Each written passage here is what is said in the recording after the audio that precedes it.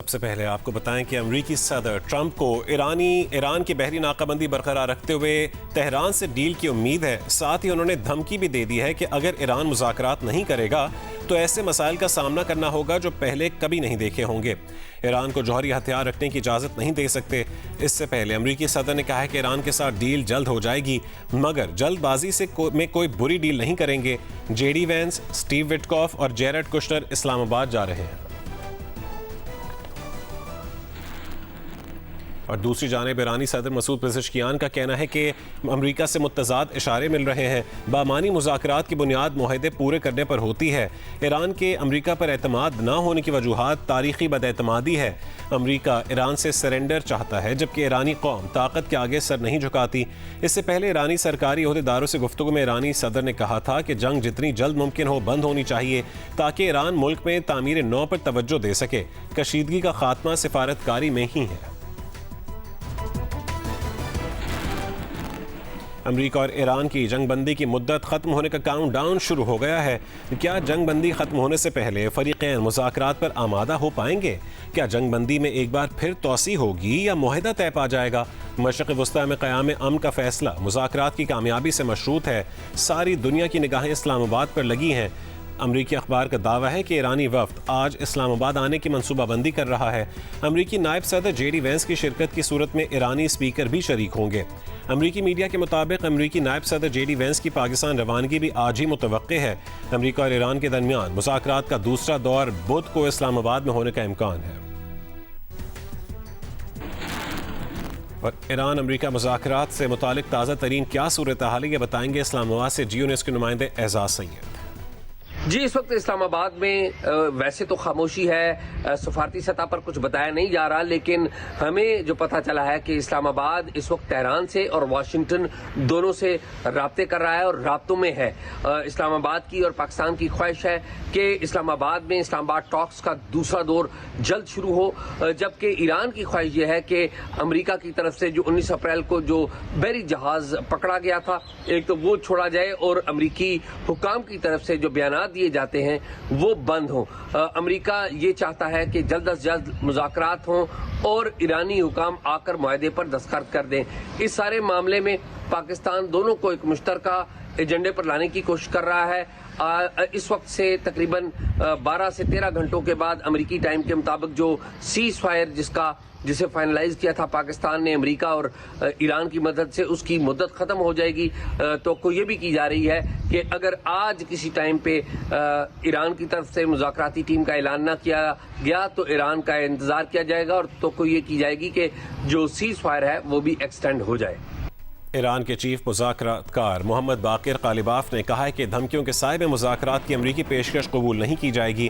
ایرانی پارلیمنٹ کے اسپیکر نے کہا ہے کہ آبنائے ہرمز کی ناکہ بندی اور جنگ بندی کی خلاف ورزی کر کے صدر ٹرمپ خود فریبی کا شکار ہیں. ٹرمپ سمجھتے ہیں کہ وہ مذاکرات کی میز کو ہتھیار ڈالنے کی میز میں تبدیل کر لیں گے یا نئی جنگ جوئی کا جواز پیدا کر لیں گے. باقر قالیباف نے خبردار کیا ہے کہ پچھلے 2 ہفتے کے دوران ایران نے میدان جنگ میں نئے پتے دکھانے کے لیے خود کو تیار کر لیا ہے. ایران نے اپنے بحری جہاز اور عملے کی فوری رہائی کا مطالبہ کیا ہے. تجارتی بحری جہاز توسکا کو امریکی افواج کی جانب سے قبضے میں لیے جانے پر ایران نے معاملہ اقوام متحدہ کی سیکرٹری جنرل اور عالمی بحری تنظیم کے سامنے اٹھا دیا. ایرانی وزارت خارجہ نے اس اقدام کو غیر قانونی اور وحشیانہ قرار دیا ہے جو بین الاقوامی قوانین اور جنگ بندی معاہدے کی خلاف ورزی ہے. بیان میں خبردار کیا گیا کہ اس اقدام کے انتہائی خطرناک نتائج برآمد ہو سکتے ہیں. امریکہ چاہتا ہے کہ ایران 20 سال تک یورینیم افزودگی بند کرے جبکہ ایران صرف 5 سال تک اس پابندی پر آمادہ ہے. مزید تفصیل زرغون شاہ کی رپورٹ میں دیکھیے. امریکہ اور ایران کے درمیان جنگ کی بظاہر سب سے بڑی وجہ ایران کا ایٹمی پروگرام ہے. امریکہ اور اسرائیل کی ایران کے خلاف حالیہ جنگ میں جہاں جنگ بندی کی بات ہو رہی ہے وہاں ایران کی یورینیم افزودگی کے حوالے سے بھی بات چیت کی جا رہی ہے. ایرانی یورینیم کا ذخیرہ اور اس کی مزید افزودگی امریکی صدر ڈونلڈ ٹرمپ اور ان کی انتظامیہ کے دیرینہ مطالبات کا حصہ رہی ہے۔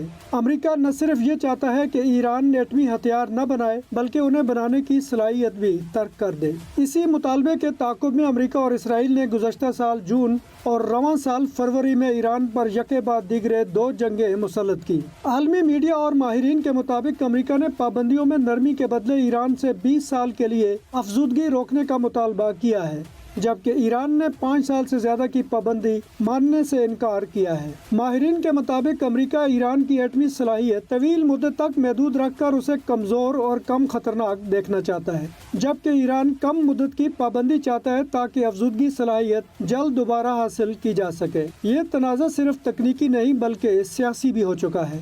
زرغون شاہ، جیو نیوز، اسلام آباد۔ ایران امریکہ مذاکرات کے پیش نظر اسلام آباد میں سیکیورٹی کے غیر معمولی انتظامات کیے گئے ہیں۔ مرکزی شاہراہوں پر police, Punjab police, rangers, F C اور دیگر قانون نافذ کرنے والے اداروں کے اہلکار ڈیوٹی سر انجام دے رہے ہیں۔ تفصیل بتائیں گے ایاز اکبر یوسف زئی۔ جی بالکل، وفاقی دارالحکومت اسلام آباد میں اس وقت سیکیورٹی ہائی الرٹ ہے اور جڑواں شہروں میں اس وقت مکمل طور پر جو ہے وہ قانون نافذ کرنے والے ادارے ایکٹیو ہیں۔ اسلام آباد پولیس کے ساتھ Punjab police, rangers, F C اور دیگر لا انفورسمنٹ ایجنسیز کے جو جوان ہیں وہ سڑکوں پر، چوراہوں پر موجود ہے۔ اسلام آباد کے جو داخلی رستے ہیں اس پر بھی سخت چیکنگ ہو رہی ہے۔ کاروباری جو مراکز ہے وہ پارشلی بند ہیں اور پنڈی کے اندر بھی اسی طرح کی صورتحال ہے۔ اسلام آباد کا جو ریڈ زون اور ایکسٹینڈیڈ ریڈ زون ہے، یہ توسیع ریڈ زون، وہ بھی مکمل طور پر سیل ہے۔ آج کسی قسم کی کوئی بھی گاڑی جو ہے اس کو جانے کی اجازت نہیں ہے۔ ریڈ زون کے اندر ہائی کورٹ اور فیڈرل شرعی کورٹ بھی آج ان کی بھی کوئی سماعت نہیں ہو رہی، وہاں پر بھی آج مکمل طور پر جو ہے وہ بند کیا گیا ہے۔ ساتھ ساتھ ریڈ زون کے اندر جو اسکول ہے اور دفاتر ہیں ان کو ورک فرام ہوم اور آن لائن جو ہے وہ کام کرنے کی رات گئے نوٹیفیکیشن کے مطابق اجازت دی گئی ہے۔ ساتھ ساتھ جو سڑکوں کی صورتحال ہے تو جو پنڈی سے اولڈ ایئرپورٹ سے اسلام آباد کی روڈ ہے وہ پارشلی بند کی جاتی ہے جب کوئی موومنٹ ہوتی ہے، لیکن اس کے اوپر پولیس کی ڈپلائمنٹ موجود ہے۔ جب مہمان آتے ہیں تو وہ پھر اس روڈ کو مکمل طور پر بند کر دیا جاتا ہے۔ کشمیر ہائی وے جو ہے 0 پوائنٹ سے ٹورڈ سرینا وہ مکمل طور پر بند کی گئی ہے، وہاں پر کسی قسم کی جو ہے وہ داخلے کی اجازت نہیں ہے۔ میٹرو سروس جو ہے وہ مکمل طور پر بند ہے، پبلک ٹرانسپورٹ کا داخلہ ممنوع ہے، ہیوی ٹرانسپورٹ کا داخلہ جو ہے مکمل طور پر بند کیا گیا ہے۔ جی، امریکی صدر ڈونلڈ ٹرمپ کا کہنا ہے کہ operation midnight hammer Iran کے جوہری مقامات کی مکمل تباہی کا باعث بنا، تاہم ان مقامات سے باقی ماندہ مواد نکالنا ایک طویل اور مشکل عمل ہوگا۔ سوشل میڈیا بیان میں انہوں نے ایران پر امریکی حملوں کی کوریج پر امریکی میڈیا پر ایک بار پھر شدید تنقید کی اور CNN اور دیگر میڈیا اداروں کو فیک نیوز قرار دیتے ہوئے الزام لگایا کہ وہ امریکی فضائیہ کے پائلٹس کو ان کی کامیابی کا کریڈٹ نہیں دے رہے اور ان کی کارکردگی کو کم تر دکھا رہے ہیں۔ اس سے پہلے بھی ایک بیان میں ٹرمپ نے New York Times, Wall Street Journal اور واشنگٹن پوسٹ کی رپورٹنگ پر تنقید کرتے ہوئے کہا تھا کہ ایسا تاثر دیا جا رہا ہے جیسے امریکہ جنگ ہار رہا ہو۔ اسٹیٹ بینک آف پاکستان کا کہنا ہے کہ سعودی عرب کی جانب سے $1 ارب کے فنڈز موصول ہو گئے ہیں۔ اسٹیٹ بینک کے مطابق سعودی عرب کی جانب سے 15 اپریل کو $2 ارب پہلے ہی موصول ہو چکے ہیں۔ متحدہ عرب امارات کے $1 ارب کی ادائیگی 23 اپریل کو ہونی ہے۔ پاکستان نے متحدہ عرب امارات کو گزشتہ ہفتے $2 ارب ڈپازٹس $45 کروڑ سود کے ساتھ ادا کیے ہیں۔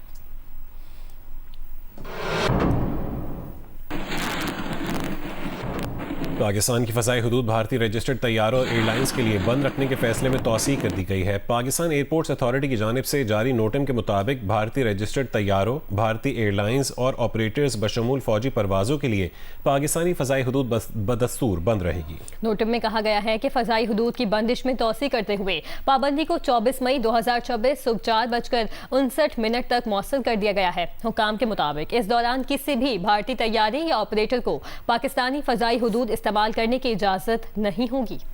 پاکستان ایئرپورٹس اتھارٹی کی جانب سے جاری نوٹم کے مطابق بھارتی رجسٹرڈ طیاروں، بھارتی ایئر لائنز اور آپریٹرز بشمول فوجی پروازوں کے لیے پاکستانی فضائی حدود بدستور بند رہے گی۔ نوٹم میں یہ بھی کہا گیا کہ فضائی حدود کی بندش میں توسیع کرتے ہوئے پابندی کو 24 مئی 2026 صبح 4:59 تک مؤثر کر دیا گیا ہے۔ حکام کے مطابق اس دوران کسی بھی بھارتی طیارے یا آپریٹر کو پاکستانی فضائی حدود استعمال کرنے کی اجازت نہیں ہوگی۔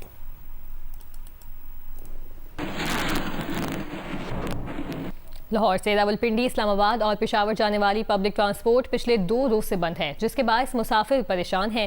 ارم آوان مزید تفصیل بتا رہی ہیں۔ जी बिल्कुल, रावलपिंडी और इस्लामाबाद जाने वाली पब्लिक ट्रांसपोर्ट जो है वो बंद है। मुसाफिर परेशान हैं, कहते हैं कि हम अपने घरों को जाना चाहते हैं, काम है वहाँ पर, लेकिन हम नहीं जा सकते क्योंकि ट्रांसपोर्ट नहीं चल रही। मैं जाता पेशावर इस्लामाबाद के रास्ते में, पता चला कि सारे रास्ते बंद है। हम क्या कर रहे लोग हैं तो मेहनत मजदूरी कर रहे हैं, हमारा घर बीमारी है, हमारा माँ बीमार है, उनकी देने जा रहा हूँ मगर मैं नहीं जा सकता। काम था जरूरी, मेरा काम था जो मेरे जॉब के सिलसिले में था, मैंने जाना था। 3 दिन हो गए मैं यहाँ बैठा हूँ किसी इंतजार में कि कब ये खुलेगा रोड, कब हम अपने काम को जाएंगे, हमारे मामलात से होंगे, ठीक होंगे। जी बिल्कुल, आपने सुना, इनका कहना था कि हमें काफी मुश्किल पेश आ रही है, हमारे वहाँ पर काम रुके हुए हैं, फैमिली के पास जाना है, लेकिन रास्ते बंद होने की वजह से, पब्लिक ट्रांसपोर्ट ना चलने की वजह से हम नहीं जा पा रहे। और जो है उनका कहना है कि जो रास्ते हैं वो जल्द से जल्द खोले जाए ताकि हमें भी आसानी हो। जी। पेशावर में कल होने वाले खैबर पख्तूनख्वा असेंबली के इजलास की तैयारियां इमरान खान क्रिकेट स्टेडियम में जारी हैं। सूबाई असेंबली के इजलास की तैयारियों के बारे में तफसील बताएंगी पेशावर से नादिया सबूही। वज़ीर खैबर पख्तूनख्वा सुहेल अफरीदी के मर्दान जलसे में इस ऐलान पर कि खैबर पख्तूनख्वा असेंबली का इजलास इसी जगह पे किया जाएगा जहां पर पब्लिक को रसाई हासिल हो। इस वक्त मैं मौजूद हूं इमरान खान क्रिकेट स्टेडियम पेशावर में, जहां पर खैबर पख्तूनख्वा असेंबली का जो इजलास है वो 22 अप्रैल को होने जा रहा है। कैमरा मैन तारिक अली अगर दिखा सकें तो यहाँ पर तैयारियाँ की जा रही हैं, मुख्तलिफ़ किस्म के जो कारपेट्स हैं, ये जो लॉन है इसमें कारपेट्स बिछाए जा रहे हैं। इसी तरह यहाँ पर साउंड सिस्टम लगाया जाएगा। 145 अरकान असेंबली के लिए यहाँ पर नशिस्तों का इंतजाम किया जाएगा, जबकि स्पीकर के लिए बाकायदा डायस की तैयारी भी की जाएगी। ताहम खैबर पख्तूनख्वा असेंबली के ज़राए के मुताबिक जो साउंड सिस्टम है और जो यहाँ पर मुख्तलिफ़ किस्म के अरेंजमेंट्स है उनको करने के लिए दूसरे सूबे से टीमों की खिदमत ली गई हैं। इमरान खान स्टेडियम की अगर हम बात करें तो यहाँ पर 10,000 से ज़्यादा नशिस्तें हैं जहाँ पर आम लोग कल यहाँ पर आकर बैठेंगे और इजलास को देख सकेंगे। खैबर पख्तूनख्वा असेंबली का ये इजलास बिल्कुल गैर रिवायती होगा, क्योंकि आज तक पाकिस्तान की किसी भी असेंबली में इस तरह का ओपन एरिया में कोई इजलास नहीं हुआ। आमतौर पर बिल्डिंग्स जो हैं अपनी असेंबली के उधर ही इजलास होते हैं। अगर सिक्योरिटी की बात की जाए तो यहाँ पर सिक्योरिटी के भी खुसूसी इंतजाम किए जाएंगे इजलास के दौरान। जी, ब्रेक के बाद आपको बताएं, पेशावर हाई कोर्ट ने IPPs को इजाफी अदायगियों के खिलाफ केस की समाअत के दौरान IPPs को नोटिस जारी कर दिया। अदालत ने नेपरा और पावर परचेजिंग एजेंसी से तफसीली रिपोर्ट तलब कर ली। दरख्वास्त गुजार के वकील ने मौक़िफ़ अपनाया कि IPPs से मुआहदे 1994 में शुरू हुए। पॉलिसी माशी तौर पर मुल्क के लिए नुकसानदेह साबित हुई। मुआहदों में बिजली की कीमत ज़्यादा मुकर्रर की गई, जिससे कौमी ख़जाने पर इजाफी बोझ पड़ा। IPPs मुआहदों की शराइत पर अमल नहीं कर रही। IPPs का फोरेंसिक ऑडिट किया जाए।